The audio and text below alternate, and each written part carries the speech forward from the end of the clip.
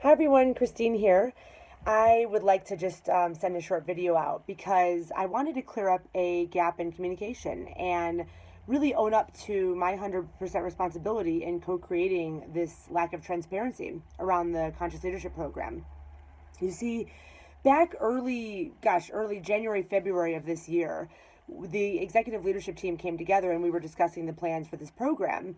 And we decided that we really wanted to make it sort of mandatory for people to try it on for at least a couple of months because this is the direction that as an organization we're headed in. So the discussion that we had was, we want to make sure that we make it mandatory for everybody to try it on, for everybody to know the lingo, know the language, know again the direction that as an organization we're headed in. But that if people after a few months decided, you know what, this isn't for me, I don't feel like I want to invest the time in this, I don't feel like this is just what's for me, that we would let people opt out. Um, what I realized over the last few weeks is that my decision of not being clear and transparent about that with everybody to let you guys know exactly what the situation was. Hey, this is what we're going to do. We're going to make it mandatory for a few months and then you can opt out if you choose. That was coming from below the line. And it was coming from below the line because I was afraid. It was coming from fear. And I was afraid that if I said that to everybody and made that clear and transparent and open, that you guys would all leave after a few months. And that was a fear that I had because I believe so much in this work, and I believe that this could shift our not just our organization, but our lives as individuals and our friends and families and colleagues. But I realized that was really coming from fear, and that was a below the line reaction for not wanting to be clear about what the situation was. So when I had that aha moment, I spoke with Deb and we said, we need to clear this up. We need to use the tools that we're learning and actually clear up this lack of transparency. And that's what I'm doing here. So really, at this point, you guys would have all gotten a really good taste of the Conscious Leadership Program. You would have attended the 3-day training. You would have done a couple of virtual forums or a couple of exploration calls and maybe at least one virtual forum or two. And you guys all know, I mean, in your heart of heart, are you curious about this work? Do you find this interesting? Do you find this something that you might be able to find useful to help to engage with your colleagues, your customers, your family, your friends, and just change your and shift a perspective? Do you find that living from curiosity is something that is of interest to you and that you want to invest your time in it? So really, I'm here to say that, at this moment, I'm releasing you. If you do not want to participate in the program, you don't have to.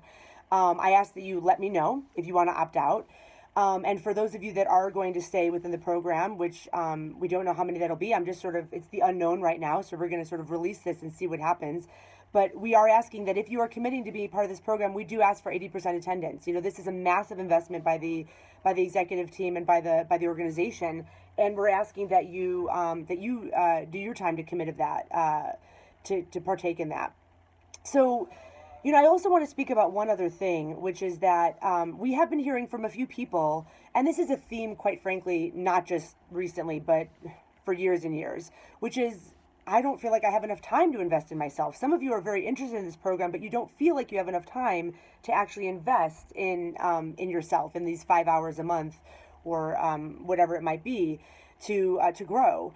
And I just would like to step into commitment number 2 for a minute, into curiosity, and to say, what would it be like, to wander into the unknown of how could we get more done in less time?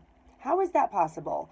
And what possibilities are available that you or I or we may not be seeing yet?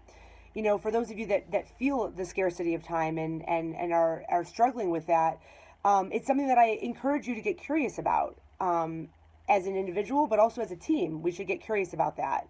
And it's really up for you to decide what is a priority in your life and what you want to focus on. What I will say that I've heard said several times is, a wise person, whoever that might be, once said that if you don't have time to meditate for 10 minutes in your life, you really should be meditating for 20. And so I think that just goes to speak to, if you're feeling the scarcity of time, really sit and really, I would say, get curious about that. And no judgment. There's no right or wrong if you choose to opt out of this program because of time commitments and time constraints. Absolutely no judgment there. But the one thing I want to really speak to is that I hope that all of you know, and this is I'm still a little bit below the line if I'm being honest about this. I'm still trying to hero the situation a bit. But I hope you all know that this is fully supported by leadership. If you feel like, you know what, I'm not given the time from my management to be able to invest in this, I encourage you to really take a look at that and have a conversation with your manager, with myself, with whoever, because this is fully supported by executive leadership and by management. And that's proven a few ways. Number one, the executives have been through this for 6 months before we even started, and they're still going through it. So they are investing their time in showing up and doing this work. Number two, just the massive amount of investment financially that the company is investing in this program. And then thirdly, we are, the fact those two combined, in my mind, show that we want you to take the time. The fact that this is a 5-hour commitment a month, that is supported by your leadership, by the executives. And I really also encourage you to listen to Val's video that we're going to link in this email, where she speaks about how this has affected her life and how she sees conscious leadership as a path moving forward in our organization. So lastly, I really just encourage each of you to take 100% responsibility for your experience. And if you feel like you're done, then that's okay, and just let me know. And if you feel like, you know what, I'm having a 5 out of 10 experience right now, really think about what is your part in the responsibility to make that a 10 out of 10, right? It's not Deb's responsibility to give you a 10 out of 10 experience as the facilitator. Really think about how you're co-creating the situation of whatever experience you're having. And if you're having a 9 out of 10 or a 10 out of 10 experience, that's amazing. And I know a lot of you are. We're hearing a lot of amazing feedback from people who are finding this work extremely valuable and life impacting. And I'm really happy to hear that. So this is, I know for a lot of you, this message is not even needed because you're just hungry and craving to continue this work. And really just at the end, I want to say, we are all co-creating our culture in this organization. We are all co-creating it, each of us individually, and every new person that joins this organization co-creates our culture. And I really am excited about that, about how that culture is going to evolve over the months and years as we continue. So just thank you for your time. And it ended up not being a short video, and I apologize for that. I guess I just wanted to make sure that I got clear and that we got, everything out in the open and transparent. And as always, please feel free to reach out to me with any questions, comments, or concerns, and Deb as well. So have a great day and enjoy your week.